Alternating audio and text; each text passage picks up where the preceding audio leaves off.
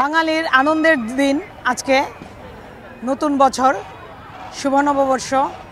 এই নতুন বছরকে তারা বরণ করে নেবার জন্য সারা দেশের নেত্রকোনাতেও নেওয়া হয়েছে নানা উদ্যোগ, এবং এই নেত্রকোনা জেলা প্রশাসনের পক্ষ থেকে পুরাতন কালেক্টরেট প্রাঙ্গণে দিনব্যাপী কর্মসূচির আয়োজন করা হয়েছে। আজকে আমাদের স্কুল থেকে র্যালি বেরিয়েছে, আমাদের অনেক আনন্দ হয়েছে। র্যালিতে আমরা অনেক জায়গায় ঘুরলাম এবং শহীদ মিনার সব ঘুরে আজকে সবাইকে আনন্দ করলাম। বিভিন্ন মেলা বা বিভিন্ন খাবার এখানে পাওয়া যাচ্ছে। এখান থেকে সকালে 9:30টায় এসো হে বৈশাখ গান দিয়ে আজকের নববর্ষের যাত্রা শুরু হয়, এবং পরবর্তীতে 9টায় একটি নান্দনিক আনন্দ শোভাযাত্রা, বর্ষবরণ আনন্দ শোভাযাত্রা পুরো শহর প্রদক্ষিণ করে।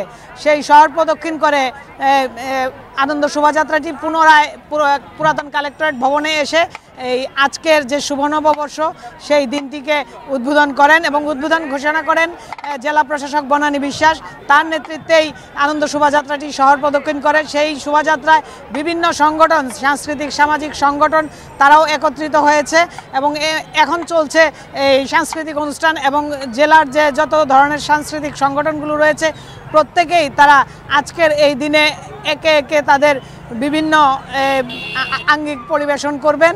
এবং আজকের এই নববর্ষের এর পরবর্তীতে রয়েছে মেলা, যেখানে বিভিন্ন এই খেলনার পসরা নিয়ে বসবেন দোকানিরা। তো আজকের এই মেলার এই সর্বশেষ এই ছিল আমার কাছে।